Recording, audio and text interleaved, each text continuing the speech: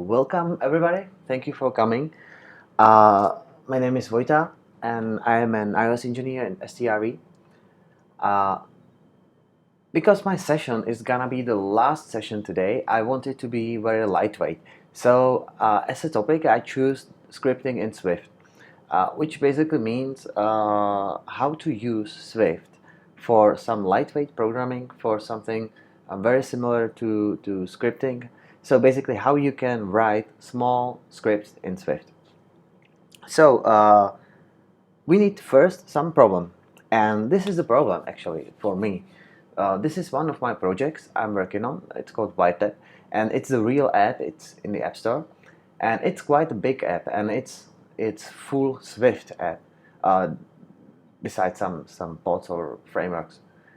So when I clean the project and when I want to build it for App Store, it took quite a long time.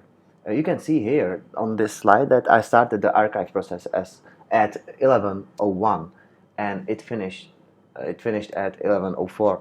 So it took basically 3 and something minutes to build the project, and that's quite a lot of time actually.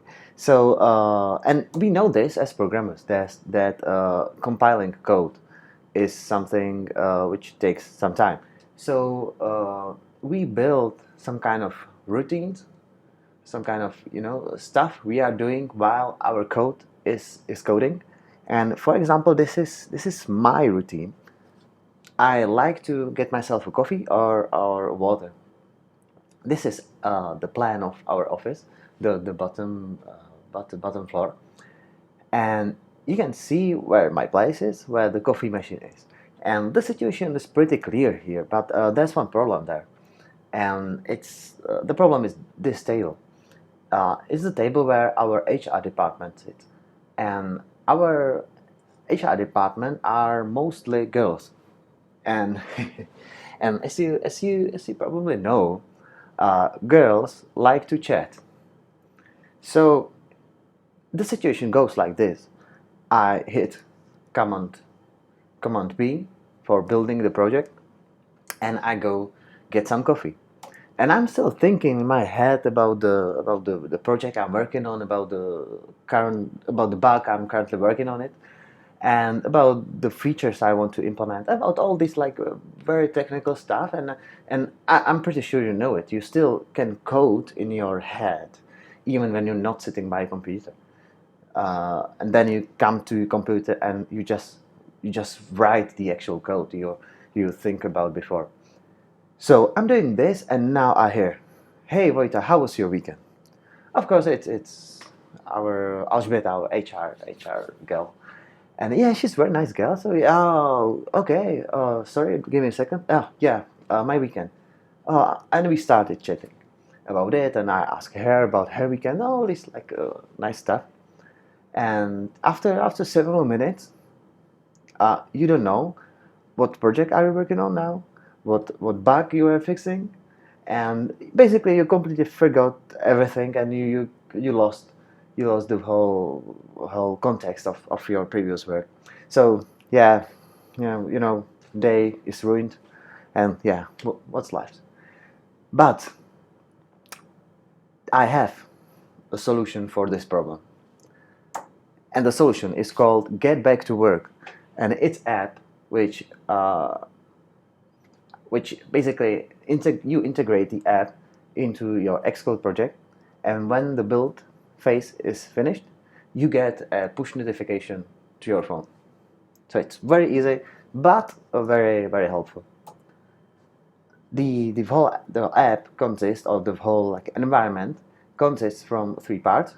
It's the actual iOS app, but and then there's some Node.js backend, and then there's some Swift script, which you should include to your Xcode project, and which will basically send the API request to our backend. These 2 parts, the backend and the actual app, I already did it, and it's free for download for you. And what we're gonna do today on this session is the actual Swift script, which we later will include into our projects. So yeah, and we will make it in Swift, despite the fact that basically we can do this API call with Carol on one line. But yeah, this is the Swift workshop, so let's try to do it in Swift and let's learn something new. So if you want to join me with the coding and you want to live code it with me, this is your start point. Please open this link in your phone, and you will see the iOS app. So install it, and when you run it, you'll be asked to enter your email address. So please do that. It's not because of some spam or something like that. It's because of the uniqueness of email address, because you will use this address as your identifier, and you will later use it in the actual Swift script. So please do that, and in the meantime, I will start with the Swift scripting.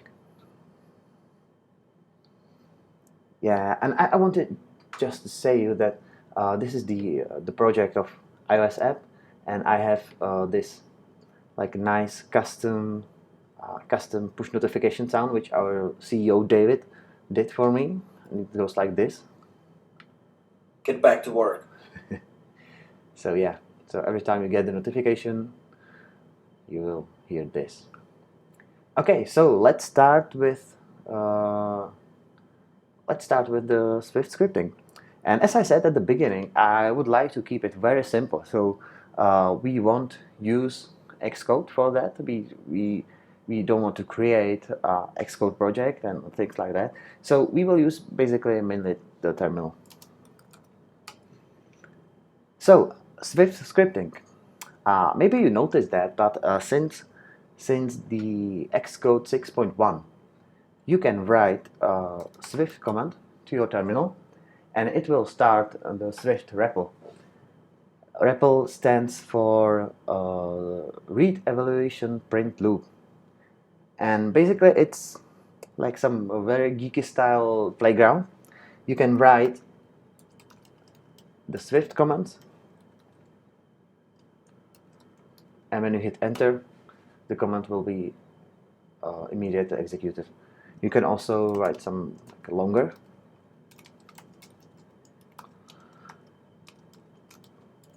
And it will wait until you finish the command, and it will execute it after you finish it.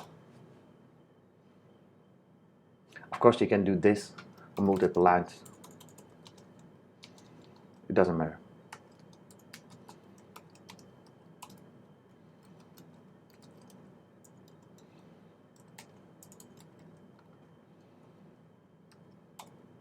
Yeah, it still works.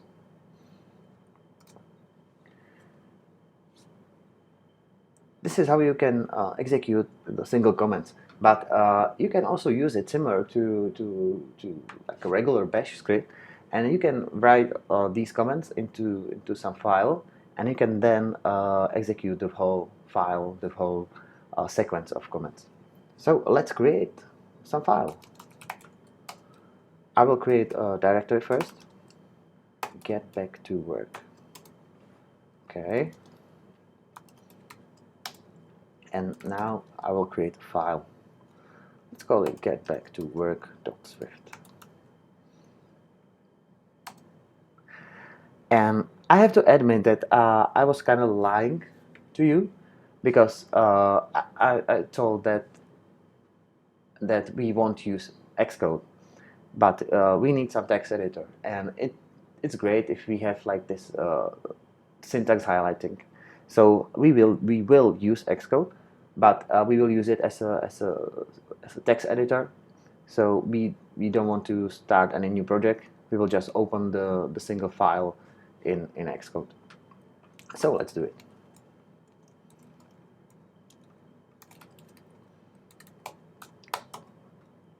Yeah. Oh, let me fix this. Okay. The first line has to be the shebang line. which basically says which interpreter we want to be used for the following commands. In our case, it will be Swift interpreter. And after this line, everything after this line will be executed by this Swift interpreter. So we can start directly with import foundation. And let's do some programming here.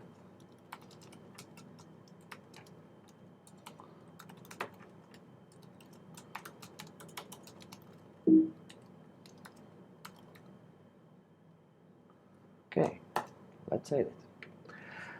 Because we want to be able to execute this file, and we are in the Unix system, we have to mark the file executable. And we can do it by this command. It goes like chmod +x, like executable, and the name of the file. And now we should be able to run it. Yeah, it works. Cool. So you can see that even now it's pretty powerful, because you have now access to the whole foundation library. So you can do a lot of stuff here. Okay, so what's next? Every good script should be able to access some arguments. So does our script. So how can we access our arguments? The command line arguments are accessible from this variable. It's called process dot arguments. And arguments is a regular string array. So we should first check if there are some arguments. So let's check count. And the first argument, or there's always one argument, which is the name of the file you are running. So let's check if there is more than two or more arguments. And if so, let's print the actual argument.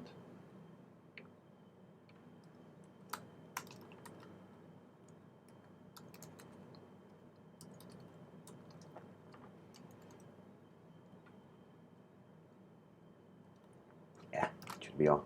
So if we run it now without an argument, nothing should happen. Oh, sorry.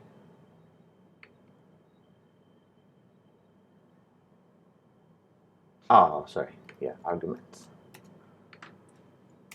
Yeah, nothing happen.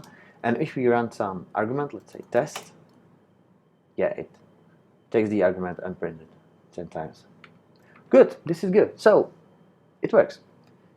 But we want our script to call our backend. And of course, we don't want to do it manually. It would be great if we can use some cool framework, like, for example, Alamofire. So can we? Of course, if you have like regular iOS app or OS X app, you can use something like CocoaPods. And if you want to create a Swift script, you can use CocoaPods too, because there is a plugin for CocoaPods called CocoaPods Roam, and it does basically the similar thing which Cartridge does. So it just creates the actual frameworks, the files, and you can then link these files into your script. So let's install it. And the installation of CocoaPod Roam goes like this: sudo gem install CocoaPods -roam.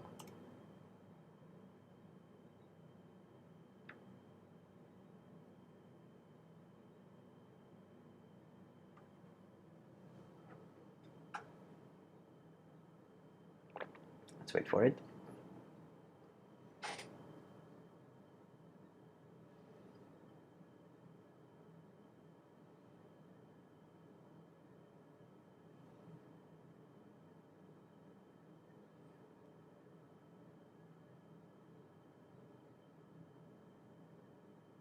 Well, I'm not sure why it's taking so long now, but it works for you?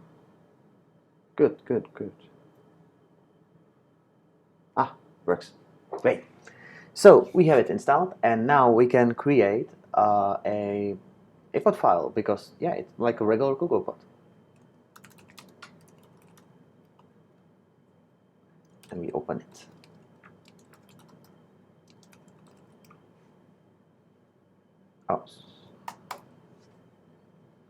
So input file, we should specify which pod we want. So in our case, it's Alamofire.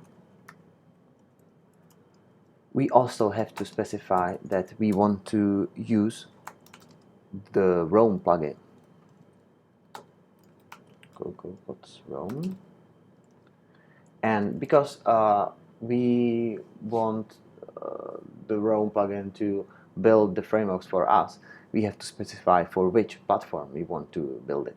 And in our case, because the script will run on our local machine, it will be OS 6.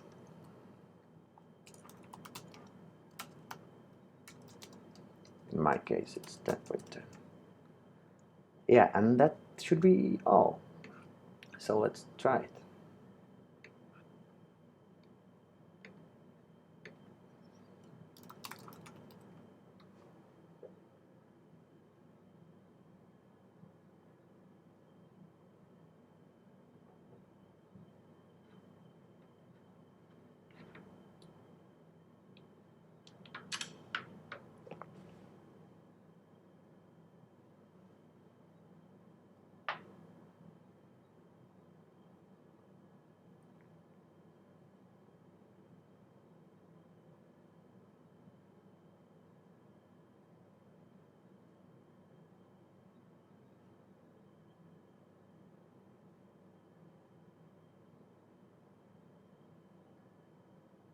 Ah, good. And now we can see that we have the Roam folder here, and inside the Roam folder we have the actual Alamofire.framework file. And how we get this framework inside our Swift file, there's a directive for that, and it's like -f. So what we need is the path to this. So let's print it. Let's put it in our dashboard, in our clipboard, and then we can add it here, -f, and the actual path. And if we did it right, if we did it right, we should be able to import Alamofire here, and hopefully we won't get an error. Let's run it.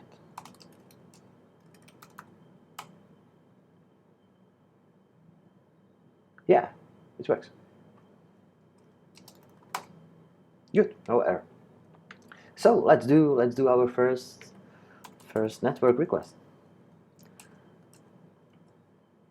Okay, so it will be request, and we want, for example, get request to let's say that we want a Google homepage, and we want to print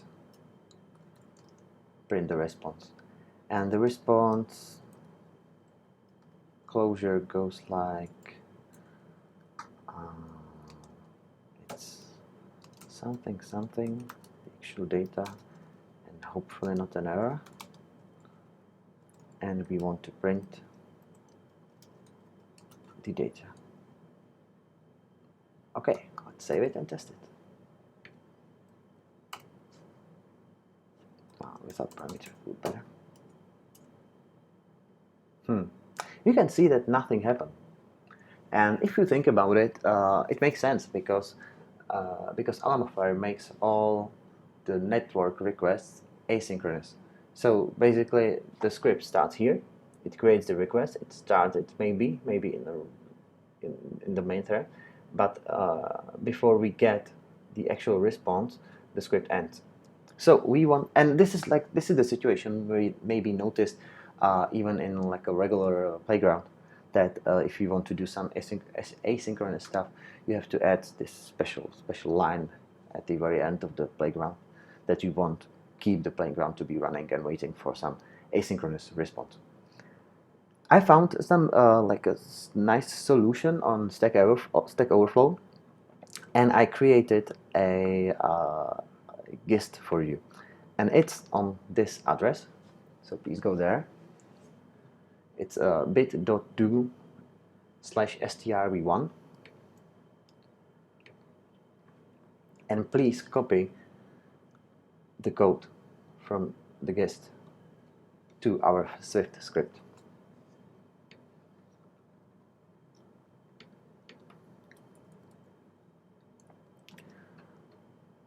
What this code is doing is that basically there's a class called main process with variable should exit, and it creates loop where it periodically check if the should exit variable is true, and if it is true, it ends, and if not, it keeps checking and still it keeps running. So basically we want to put our logic here into the start function, and where we finish, we set the should exit property to true. So let's copy it there. Okay, and we set should exit to true. Save it, run it. Yeah, great, it works. And you can see very, very clearly that this is Google homepage. Okay, let's make it better.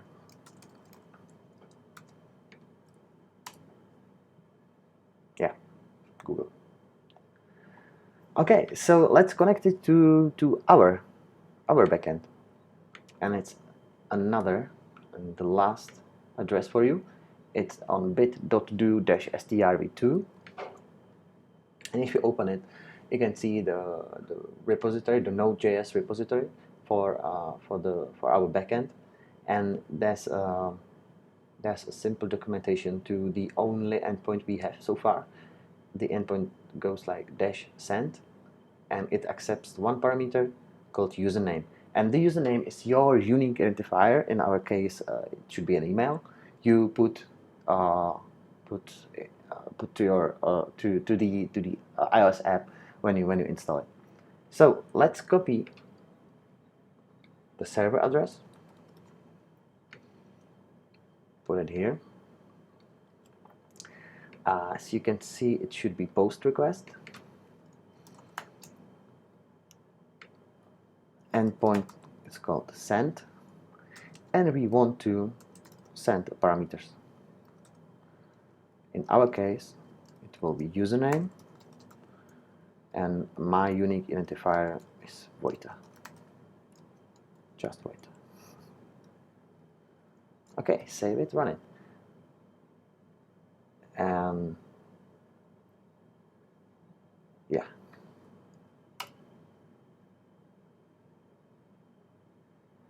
Get back to work. Yeah, you can see that I get the first notification. So yeah, we're done with this. Of course, it would be great if we could send the push notifications to other people, not just to me. So let's pass the unique identifier as a argument. So we copy the chunk of the code we already did. Let's delete this for loop. And if there is some argument, so if the number of arguments is equal or bigger than 2, we will use the second argument or the argument on the index 1 as a username.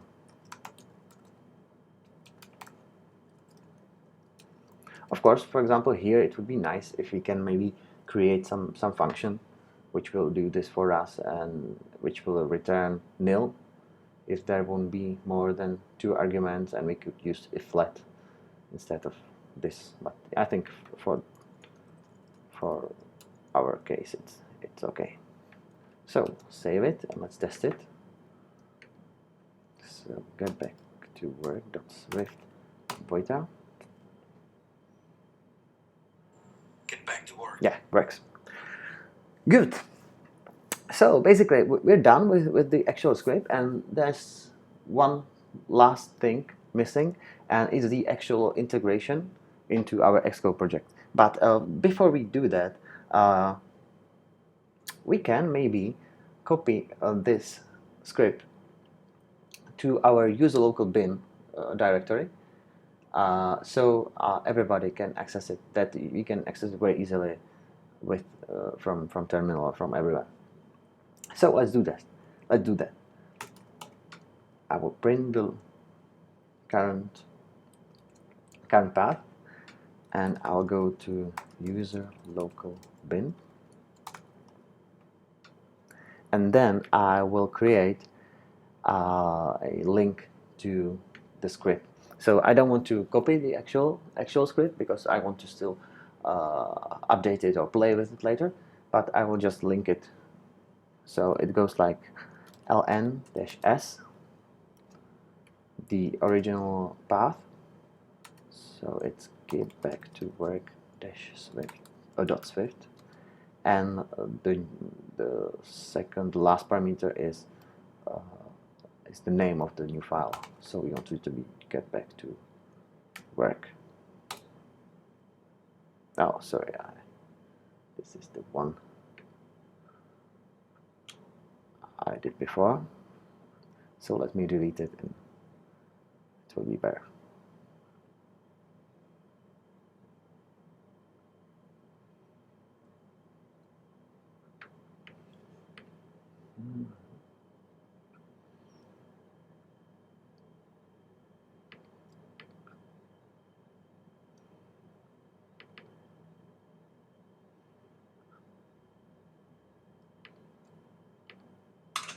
Okay, so we're done, and we can go back to the original folder we were. So now we should be able to just basically from everywhere in our computer just set get back to work, Vojta,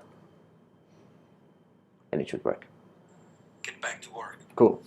So yeah, that was the last thing, and now let's open our Xcode project and let's integrate it there. So I will show you again the project with the iOS app you have in your phones.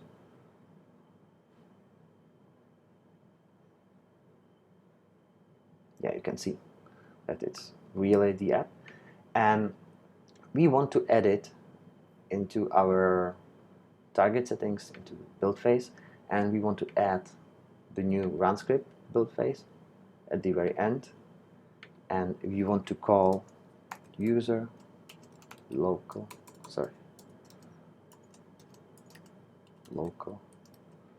bin get back to work, and the identifier. So now when we build it, it should work. Build failed.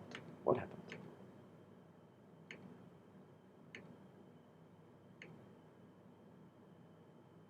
You can see that it says that that Coco couldn't be found. Yeah, that's obvious, because the whole project is meant to be for iPhone. So it tries to use the Coco Touch SDK. So we have to explicitly specify that if somebody would like to run our script, it should use Mac OS SDK, and we can do it like this. So let's open.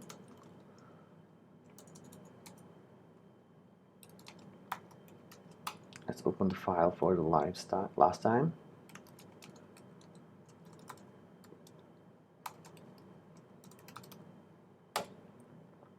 And we have to change the first line. And we have to change it like this. So it goes like user bin environment xc run -sdk Mac OS x Swift, and continues with the file with the path to our frameworks. So let's save it and let's try to build it again. Yeah, build success. Get back to work. And we get the notification. So yeah, and it would be nice, for example, here, if you share your project with your colleagues, I think here you should check if the file exists first, and the get back to work file, and if it exists, you should call it then. But yeah, it's your homework, so you can try it in home. So thank you very much, and let's go for lunch.